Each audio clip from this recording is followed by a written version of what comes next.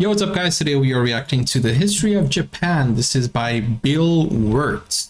And I reacted to the history of the world. That video was insane. And I'm reacting to the history of Japan now. If you guys are new to the channel, don't forget to like and subscribe. Let's go. Let's do this. Japan is an island by the sea filled with volcanoes and it's beautiful. In the year -1 billion, Japan might not have been here. In the year -40,000, it was here, and you could walk to it, and some people walked to it.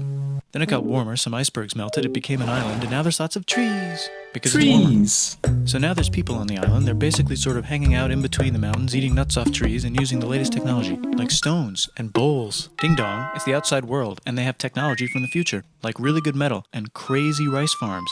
Now you can make a lot of rice really, really quickly. That means if you own the farm, you own a lot of food, which is something everybody needs to survive. So that makes you king. Rice farming and rice kingdoms spread across the land, all the way to here. The most important kingdoms were here, here, here, here, here, here, and here. But this one was the most important, ruled by a heavenly super person, or emperor for short. Knock knock, get the door, it's religion. The new prince wants everyone to try this hot new religion from Biekt. Please try this religion, he said. No, said everybody. Try it, he said. No, said everybody, again, quieter this time. And so the religion was put into place, and all the rules that came with it. Then the government was taken over by another clique, and they made some reforms, like making the government govern more, and making the government more like China's government, which is a government that governs more. Hi, China, they said. Hi, dipshit, said China. Can you call us something else other than dipshit, said Japan. Like what, said China. How about Sunrise Land, said Japan. And they stole China's alphabet and wrote a book about themselves. And then they made lots of poetry and art and another book about themselves. Then they... Oh, okay, so he's talking about the kanji here. It's funny because the alphabet is the same, but there are like spellings of words that if you read in Chinese and in Japanese, it's not the same word because it's not the same language. It's just the same letter. So sometimes if you get a tattoo with a specific kanji, right? It might mean something in Japan and mean something totally different in China. How about Sunrise Land, said Japan. And they stole China's alphabet and wrote a book. Or it might mean absolutely nothing. About themselves. And then they made lots of poetry and art and another book about themselves. Then they stopped moving the capital every time the emperor died and kept it in one place for a while. Kyoto. And they conquered the north finally. Get that squared away. A rich hipster named Kukai is bored with modern Buddhism, visits China, and learns a better version, which is more spiritual. Comes back, reinvents the alphabet, and causes art and literature to be great for a long time. And the royal palace turned into such a dream world of art that they really didn't give a shit about running the country. So if you live outside the palace, how are you supposed to protect your shit from criminals? Hire a samurai. Everyone started hiring samurai. Rich, important people hired samurai. Poor people who could not afford to hire samurai did not hire samurai. The samurai became organized and powerful, more powerful than the government, so they made their own military government. Here, they let the emperor still be emperor, but the shogun is actually in control. Breaking news, the Mongols have invaded China. We've invaded China, said the Mongols. Please respect us, or else we might invade you as well. Okay, said Japan. So the Mongols came over, ready for war, and died in a tornado. But they tried again. Wow. Japan really said, pull up. Pull up. That's what they said. War and died in a tornado. But they tried again and had a nice time fighting with the Japanese, but then died in a tornado. Then the emperor overthrows the shogunate. Then the They were not expecting the weather and the natural disasters of Japan. Shogunate overthrows him back and moves to Kyoto and makes a new shogunate. And the emperor can still dress like an emperor if he wants, that's fine. Now there's more art. Like painting with less colors, collaborative poetry, plays, monkey fun, tea parties, gardening, architecture, flowers. It's time for who's going to be the next shogun. Usually it's the shogun's kid, but the shogun doesn't have a kid. So he tries to get his brother to quit being a monk and be the next shogun. He says okay, but then the shogun has a kid. So now who's it gonna be? Vote now on your phones. And everyone voted so hard that the palace caught on fire and burned down. The shogun actually didn't care. He was off somewhere doing poetry. And the whole country broke into pieces. Everyone is fighting with each other for local power, and it's anybody's game. Knock knock, it's Europe. No, they're not here to take over. They just want to sell some shit, like clocks, and guns, and Jesus. So that's cool, but everyone's still fighting each other for control, now with guns. And wouldn't it be nice to control the capital, which right now is puppets, with no one controlling them? This clan is ready to make a run for it, but first they have to trample this smaller clan, which is in the way. Surprise, the smaller clan wins, and the leader of that clan steals the idea of invading the capital and invades the capital. And it goes very well. He's about halfway through conquering Japan when someone who works for him kills him, and then someone else who works for him kills them, and that guy finishes conquering Japan.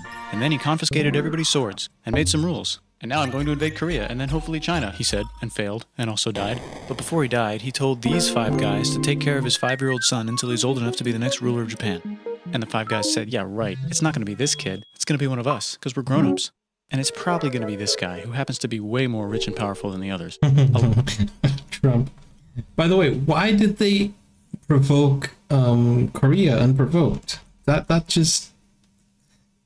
It has, history has a way to come back and bite you in the behind. A lot of people support him, but a lot of people support not supporting him. They have a fight, and he wins, and starts a new government, right here. And he still lets the emperor dress like an emperor, and have very nice things. But don't get confused, this is the new government, and they are very strict. So strict they closed the country. No one can leave, and no one can come in. Except for the Dutch, if they want to buy and sell shit, but they have to do it right here. Now that the entire country was not at war with itself, the population increased a lot. Business increased, schools were built, roads were built, everyone learned to read, books were published, there was poetry, plays, sexy times, puppet shows, and Dutch studies. People started to study European science from books they bought from the Dutch. We're talking geography, skeletons, physics, chemistry, astronomy, and maybe even electricity. Over time, the economic and cultural prosperity began to gradually slow down. Knock knock. It's the United States, with huge boats, with guns. Gunboats. Open the country. Stop having it be closed, said the United States. There's really nothing they could do, so they signed a contract that lets United States, Britain, and Russia visit Japan anytime they want. Choshu and Satsuma hated this. That sucks, they said. This sucks. And with almost very little outside help, they overthrew the shogunate and somehow made the emperor again and moved him to Edo, which they renamed Eastern Capital. They made a new government, which was a lot more Western. They made a new constitution that was pretty Western, and a military that was pretty Western. And do you know what else is Western?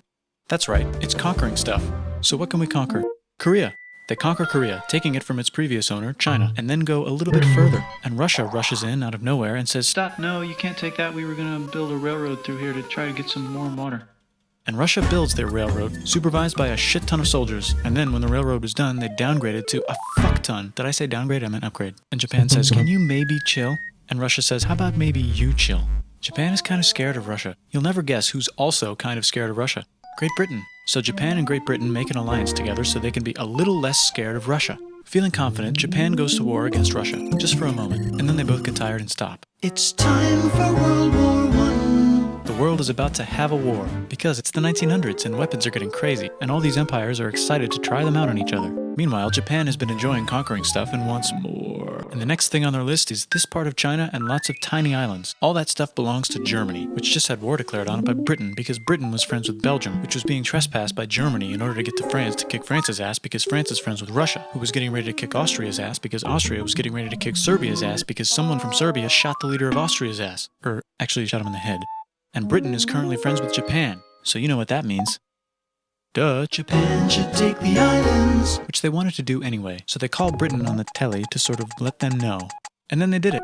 And they also helped Britain a little here and there with some errands and stuff.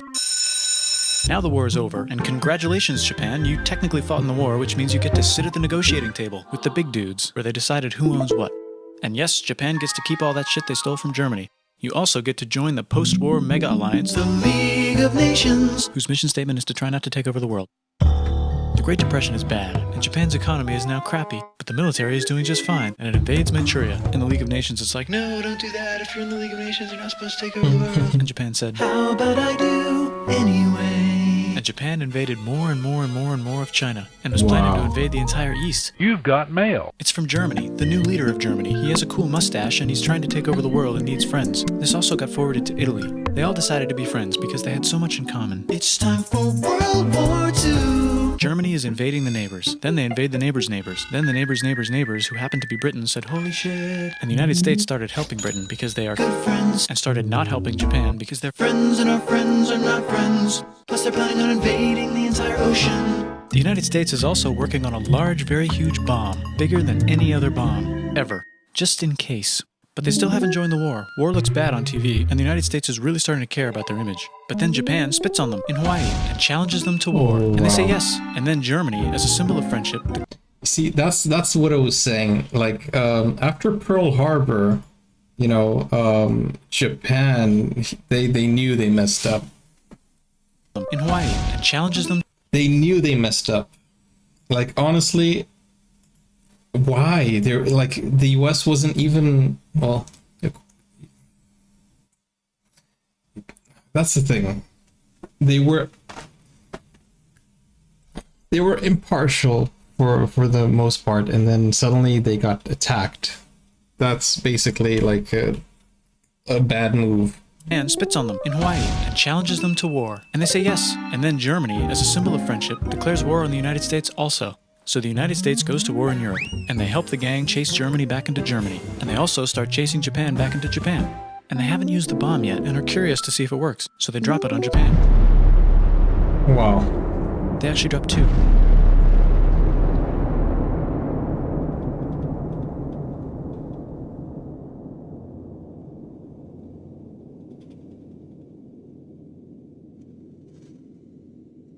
The United States installed a new government. Oh, that silence does it all. Inspired by the United States government, with just the right ingredients for a post-war economic miracle. And Japan starts making TVs, VCRs, automobiles, and camcorders as fast as they can, and also better than everybody else. They get rich, and the economy goes wild, and then the miracle wears off. But everything's Where's the Nintendo? Oh, there it is. still pretty cool, I guess. Oh, that's it? Oh, I thought this would be a little bit longer. Bro, the history of Japan, it's insane. That was so cool, by the way. The way he edits and explains it. You know, this is satire with history. It's an awesome video, man. If you love history and you love these type of videos, then you know this is a great channel for you to watch and you know have fun. Obviously, it's not going to replace your history books, but it's very, very fun, and it's a very entertaining way of you know, recapping and revisiting you know, world history. But hey guys, with that said, did you enjoy the reaction? Let me know in the comments down below. I hope you did. Let me know what I should react to next, and take care guys. I'll see you soon. Bye bye.